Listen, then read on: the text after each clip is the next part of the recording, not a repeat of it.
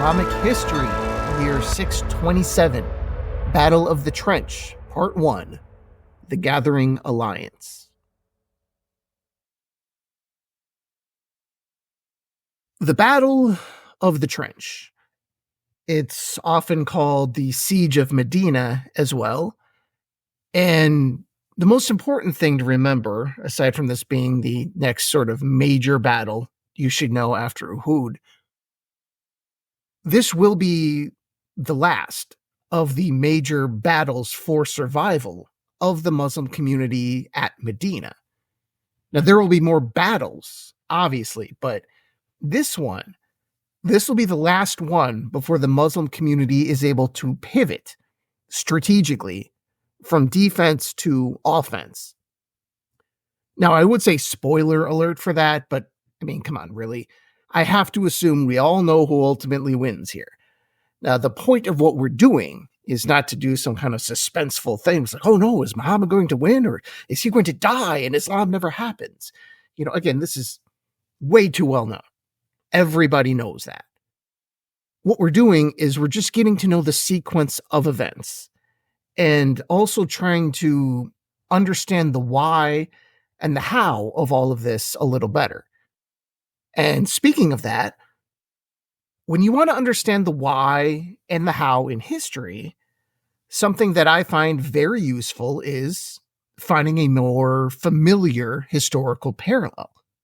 I think I did this in the first episode on Uhud, and I'm going to kind of do the same thing here to just give you a good historical mind frame to be in for the rest of all of this.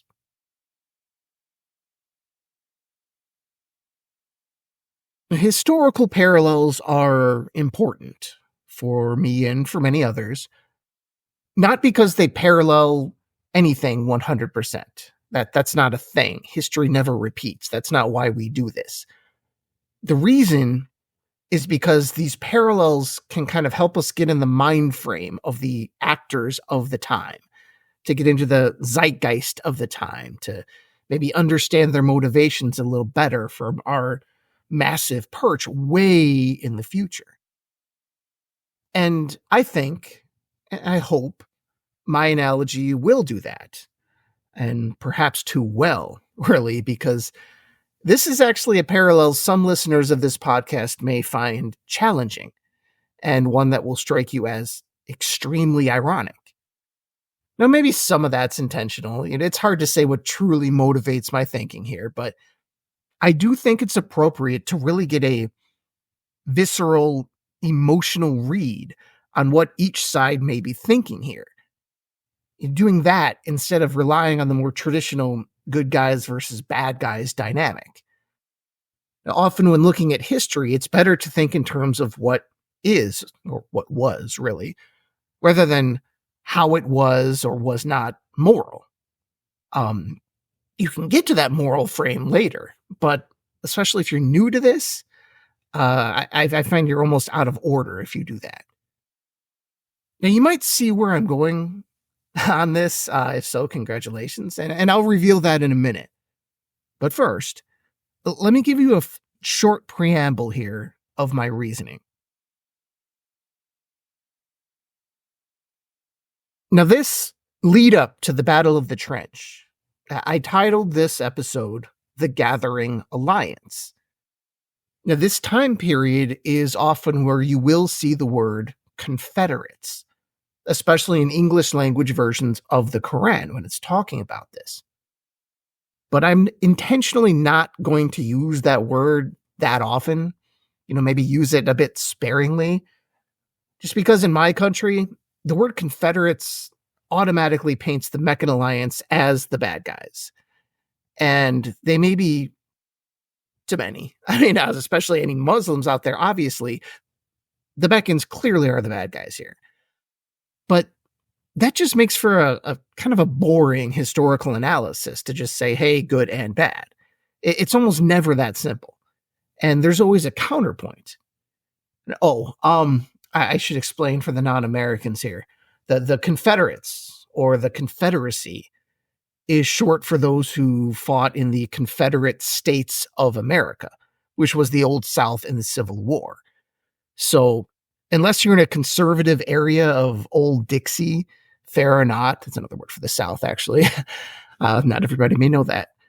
Dixie is the South. Okay. The point is, the word Confederate, there's just a ton of baggage attached to that word where I'm from. I mean, now, should there be? That's complicated too. But I'm just pointing out that it is a reality. And, if you happen to live in Zimbabwe, this means nothing to you.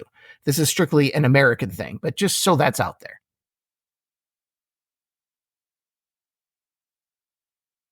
However, I should stop talking about that because that's just an aside. It's almost an unintentional misdirection because this isn't going where you might think. The historical parallel is not going to be the Civil War. I'm actually going to be much closer to our time with the Arab-Israeli conflict, specifically the birth of Israel. 1948 through 1973 with the Yom Kippur War. For those unfamiliar, the independence was declared in 1948, and it was cemented with, a win against Arab armies. And then, of course, the Yom Kippur War was really the last gasp effort of sort of the pan-Arab coalition to destroy Israel. And after that, it just started to look impossible. So we'll just kind of end there. Why?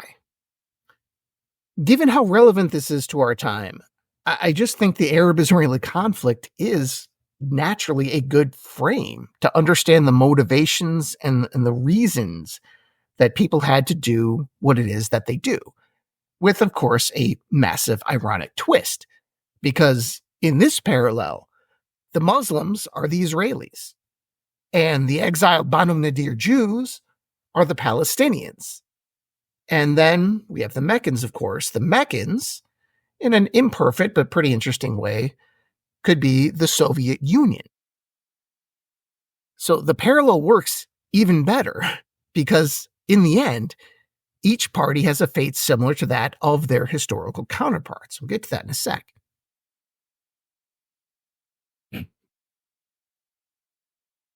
So the Palestinians in this situation are the Banu Nadir. You may remember them from a previous episode. That's the Jewish clan that was expelled from Medina. Now, for the Banu Nadir, this is their last chance to return to their land. And they are relying on regional enmity toward Muhammad to help them in this task. And their strategy, which you're going to see here, isn't all that different from the displaced Palestinians. Hey, you want your home back? Well, find anyone to help you and tell them anything to get it done. You can even tell the pagans they are better than the Muslims, as the Banu Nadir did to butter up Abu Sufyan and the Meccans. Now, similarly, in the Arab-Israeli wars, the prime benefactor of the Arab countries was the atheist Soviet Union. There's a reason all those planes destroyed by the Israeli Air Force were MiGs. It's Soviet weaponry. That's who was arming every country in that anti-Israel alliance, with the exception of Jordan. They were actually attacking with American and British weapons, but they didn't care. The enemy was Israel. They would take any weapons they could get, any allies they could get, and just had the obvious overarching goal to destroy this upstart, invasive entity that they believed simply should not exist. They wanted to annihilate the Muslims and return to their ancestral homes.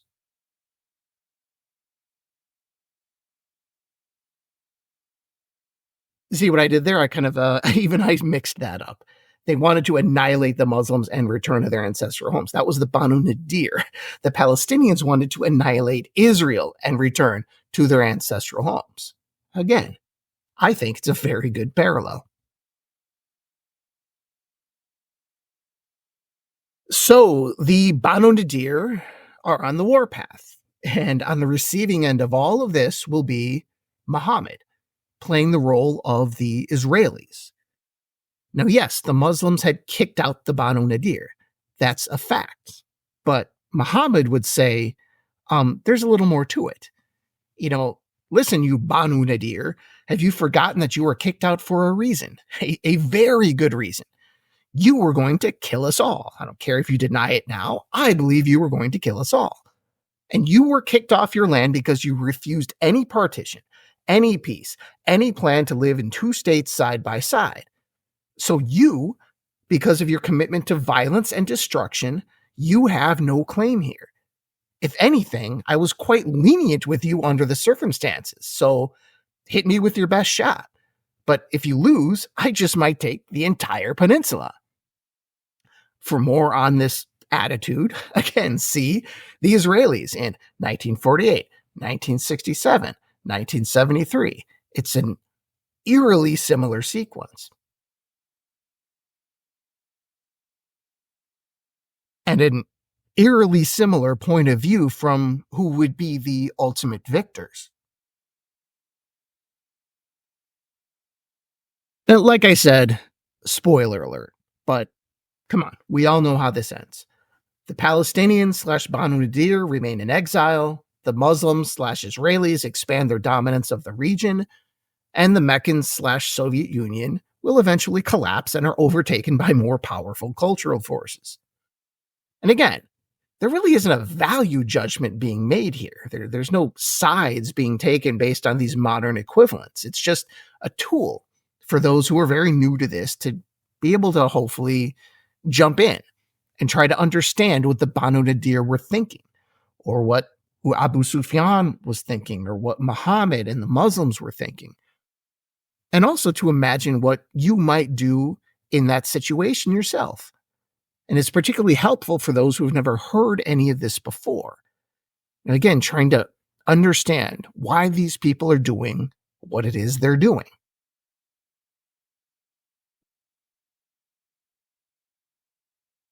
So the Arab-Israeli wars, I think, really works for the larger, more macro level here. But I'm also going to give you two more, particularly for the, let's say, a parallel at the tactical level, but also kind of at the larger strategic level too. One, the Spartans at Thermopylae, and two, the Battle of Stalingrad in World War II. Now, these were battles where the defenders made what was arguably an existential stand. Maybe they were going to be annihilated if they didn't actually pull this off.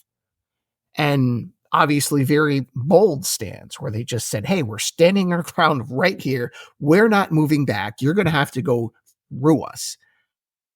And in both battles, they also were able to really confound the enemy and gain an advantage over the enemy using terrain to their defensive aid, to their defensive advantage. Now, in Thermopylae, that was the pass called Thermopylae. In Stalingrad, that would have been the river Volga. In the Battle of the Trench, you may have guessed, the strategic defensive advantage will be a trench, a giant, hastily dug, man-made trench. And just as a preview, this is kind of where the parallel ends, this would be the opposite of a gigantic, bloody mess. Stalingrad is almost synonymous with the worst imaginable conditions in which to fight a battle. This is not going to be like that. But like Stalingrad, it was a victory of attrition and stubborn defense, and it would prove a turning point in the wider conflict.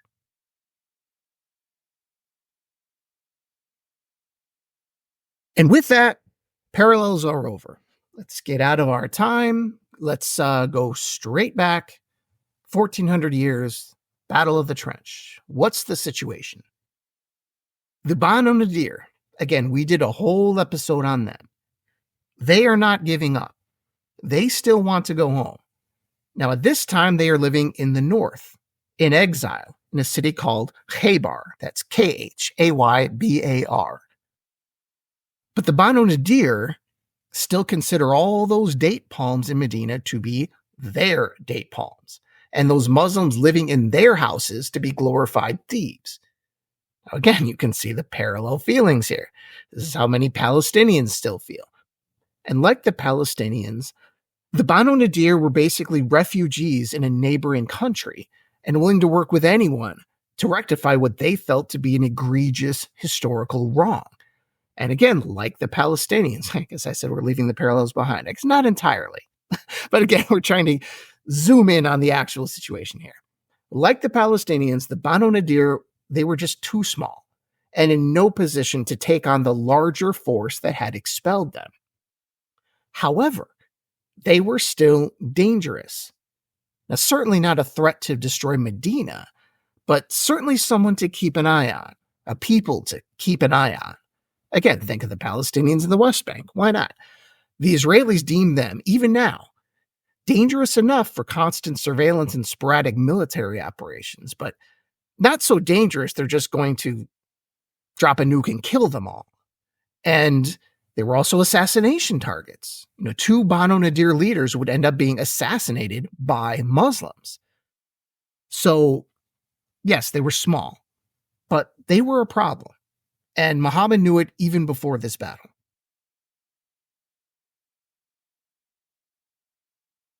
A major reason this threat was growing as well is because the Banu Nadir, again, while small, they had some persuadable friends and a decent amount of resources despite their exile.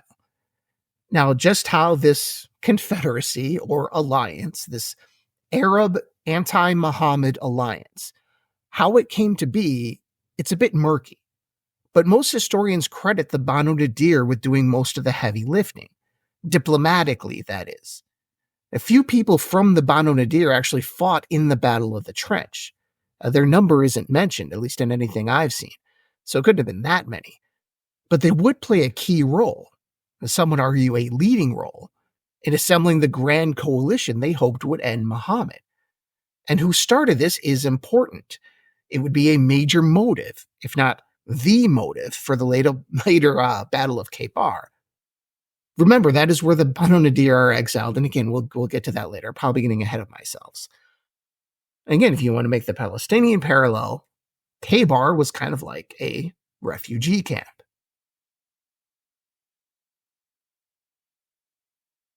So there's this major alliance forming. Now, what started this alliance? It was a meeting between the Banu Nadir and the Quraysh. Now, where and when and at whose behest did this all happen? The Muslim tradition has them actually meeting in the Kaaba, in Mecca, with the Jewish Banu Nadir telling Abu Sufyan and his pagans that, hey, you know what? Your religion is actually better than that of the Muslims. Now, this appears to be an attempt to show the monotheistic Banu Nadir as corrupted in their faith. Swearing in a pagan temple, well, at the time it was a pagan temple, and flattering a bunch of idolaters because they were so blinded by their hatred of Muhammad. Of course, did that happen? It's possible. There are reasons to be skeptical. No one knows for sure. But the important part here is that the Banu Nadir and the Quraysh, at some point, allegedly swore an oath to stick together until Muhammad was destroyed. And there's really not that much reason to doubt the larger part of that. So, from this point on, in the Muslim mind, the pagan Quraysh and the Jewish Banu Nadir were basically permanent enemies. That's a pretty important thing to remember. And these permanent enemies would both go out and raise an army.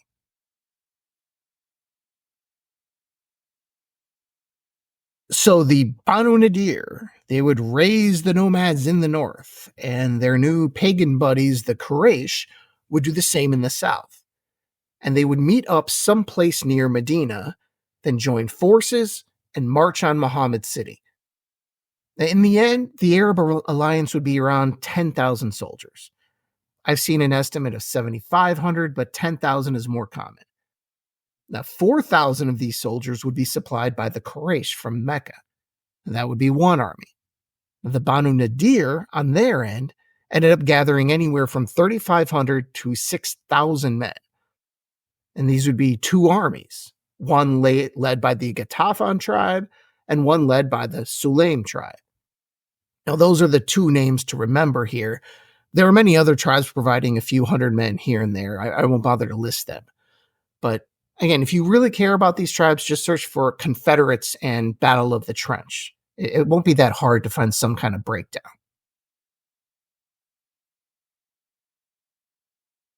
Now, those are the names to remember if you're actually talking about the alliance itself. I mean, because the Quraysh, we all know the Quraysh, but the Ghatafan tribe and the Sulaim tribe, those were the big two. But I'm not trying to confuse you here. Let me give you another two names, though, because we're going into, we're not going to get that into. I think we're pretty much done with how this came to be. We're going into the battle itself. So the two names to remember from this confederacy, if you remember nothing else, yeah, it's great if you remember the Tafan and the Sulaim and all this, but you need to know the Quraysh, okay? I hope you do by now, but you know them. They hate Muhammad and had every reason to fight him. And remember, they're still running their lucrative caravans to Syria, and their wealth and prestige was just hemorrhaging by the day. They had every reason to want to fight this battle. And the second tribe of massive importance to the battle itself, remember, it's not the Banu Nadir. Remember, they're just their time is almost done once the battle starts, okay? I mean, not done. But again, remember, think of them more as a shadowy diplomatic figure behind the scenes. When it comes to actual muscle on the battlefield, you got to remember the Quraysh and the Ghatafan. Now, I don't quite know how to transliterate that into English. I have it as Ghatafan. You can do several variations of that, but if you were to search for that name, it would come up. Ghatafan. Now, this tribe, like many of the Confederates gathered by the Banu Nadir, they were basically mercenaries in this battle. The Banu Nadir actually promised them half of their date harvest to join the alliance. It's hard to find information on what some of the other tribes were paid. I'm not saying that information doesn't exist, but you would probably have to have access to resources I do not have. But I'm sure the Ghatafan were not the only soldiers of fortune in that alliance. They were just getting paid a lot. I mean, half a date harvest. That's huge. Now, why did the Ghatafan cost so much? Well, because they were not just supplying men. They had horses, lots of them. And they would bring 300 horses to this battle to match the 300 of the Quraysh. That's 600 total, which is huge. Just imagine what the Battle of Uhud would have looked like with 600 enemy horses. If you remember, and I remember right, I believe it was 200. Okay. They were looking at 600 enemy horses, the Muslims wouldn't have even attempted a traditional field battle. And this is what was coming their way now.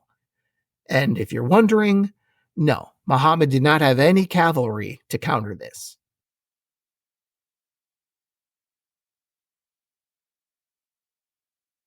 So there would be 10,000 men and 600 horses heading to Medina. Now, the supreme commander of this gigantic force would be none other than Abu Sufyan, which makes sense. I mean, he is the most powerful man of the largest faction of the alliance. But just as a quick aside, something to kind of think about as all this happens, I believe Abu Sufyan was just not cut out for this kind of thing. He would have been better off delegating. He was a diplomat and a politician, not a battlefield commander or a war strategist. This is my opinion here. He was cautious to a fault. Maybe he had to be cautious with a fractured alliance, but you just can't help but think how differently some of these situations would have gone with a George Patton type of character, and aggressive and confident supreme leader. Not that George Patton was the supreme leader, Eisenhower was, but within the Fourth Army, George Patton was the leader. That's what I'm getting at. Even if some good aggression failed, it was better than the slow death that the Meccans were facing and would eventually suffer. Sometimes you just have to go for it. And at no point does Abu Sufyan ever do that. And I really think an underappreciated part of the Mecca Medina battles was leadership, because the Muslims, they had bold leadership and bold commanders in the field and bold soldiers. Faith was certainly part of that. Now, the Meccans clearly had some competent generals. They would prove themselves later in Muslim armies, but you just don't see the proper sense of urgency and aggression in the Meccan armies. I just have a sneaking suspicion that Abu Sufyan may have been a key weak link in these battles. And if you want a sports analogy, if you're looking at this as a sports fan, he just seems like someone constantly hanging back and waiting for an opportunity that never comes. And you're just yelling at the screen. Do something. Make something happen. Offense, for crying out loud. Go on offense. He just doesn't do it. Anyway, Abu Sufyan and his army, as tentative and passive as they may seem, they were coming. 10,000 men and 600 horses. Muhammad's spy network learned of this about a week before the alliance was to arrive at Medina. Remember, Muhammad he had a spectacular network of spies. He always seemed to know what was coming. Now, Muhammad had more men to deploy this time around, but so did the Quraysh. And in the end, the ratio would end up similar to Uhud. It would be about 3-1 in favor of Abu Sufyan and the Meccans and the entire confederacy, if you will, or the entire alliance of tribes that was coming to Medina to fight Muhammad. So, this large force was coming, and the Muslims would have to make a stand. And this would have to be different than Uhud, because, again, remember, 600 cavalry, that's just not going to happen. And I'm sure he knew about that ahead of time. So 600 horses you have to neutralize. You're just not going to do that with 50 guys on a hill with archers. As brilliant as that was, that's not going to happen. They need something else entirely. So they have 1 week to plan it. What now?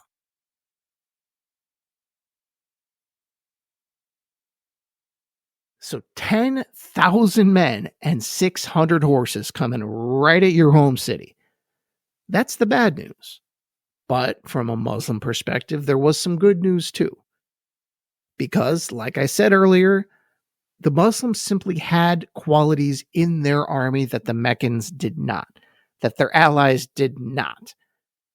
These were qualities that kind of go beyond numbers and armor and weapons and even horses. So yes, you're staring down the barrel of some pretty long odds. On the other hand, the Muslims had faith. They had courage. They were steadfast.